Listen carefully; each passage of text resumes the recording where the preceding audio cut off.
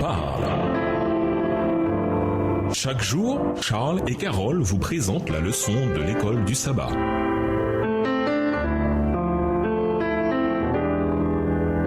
Bienvenue dans votre émission. Dieu nous parle. Nous voilà à la leçon de lundi. Une raison d'adorer. Dans toute la Bible, le peuple de Dieu est exhorté à adorer Dieu. Mais il y a également des raisons souvent invoquées à cette adoration. On nous dit de l'adorer en raison de ce qu'il est et de ses nombreuses caractéristiques, parmi lesquelles sa bienveillance, sa justice et sa miséricorde. Quand on se souvient de qui est Dieu, de ce qu'il a fait pour nous, notamment à travers la croix du Christ, et de ce qu'il promet de faire, aucun d'entre nous ne devrait manquer de raison d'adorer et de louer Dieu. Lisons Deutéronome 10, verset 17 à 22, Somme 101, verset 1, Somme 146, verset 5 à 10, Ésaïe 5, verset 16, Ésaïe 61, verset 11. Dans ces passages, quelles sont les motivations invoquées pour adorer et louer Dieu? Deutéronome 10, les versets 17 à 22, « Car l'Éternel, votre Dieu, est le Dieu des dieux, le Seigneur des seigneurs, le Dieu grand, fort et terrible, qui ne fait point exception des personnes et qui ne reçoit point de présent, qui fait droit à l'orphelin et à la veuve, qui aime l'étranger et lui donne de la nourriture et des vêtements. Vous aimerez l'étranger, car vous avez été étrangers dans le pays d'Égypte. Tu craindras l'Éternel ton Dieu,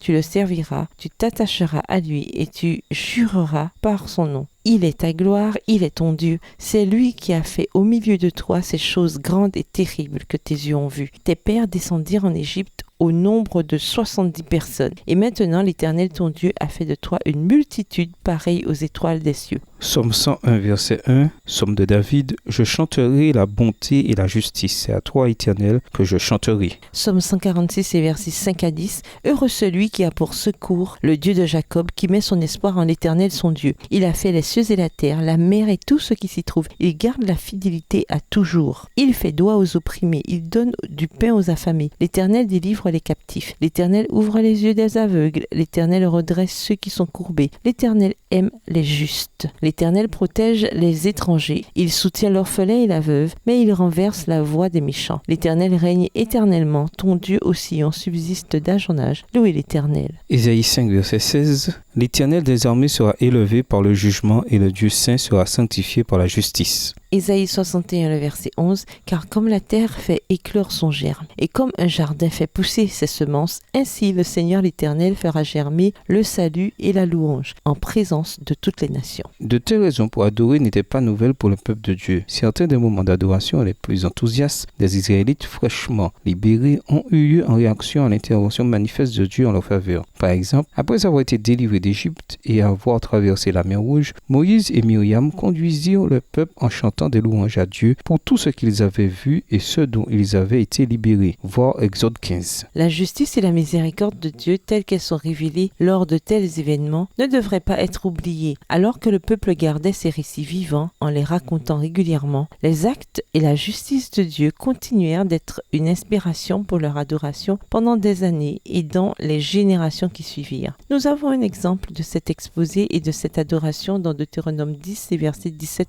à 22. La justice de Dieu est, d'abord, simplement partie intégrante de qui il est, un composant clé. Dieu n'a rien à voir avec la méchanceté. Le Tout-Puissant n'a rien à voir avec l'injustice. Job 34, verset 12, version second 21. Dieu est juste et il se préoccupe de la justice et c'est une raison de l'adorer et de le louer. Deuxièmement, la justice de Dieu se voit dans ses actes justes en faveur de son peuple et en faveur de tous ceux qui sont pauvres et opprimés. Sa justice n'est jamais une simple description de son caractère. La Bible décrit plutôt un Dieu qui entend les cris des pauvres. Job 34, le verset 28. Actif et impatient de redresser les torts qui sont si manifestes dans notre monde. En fin de compte, cela se réalisera pleinement lors du jugement final de Dieu et de sa recréation du monde. Et nous vous laissons à cette question de réflexion. Quelles conséquences l'adoration des idoles ou des objets entraîne-t-elle? Au revoir. Et à demain si Dieu veut.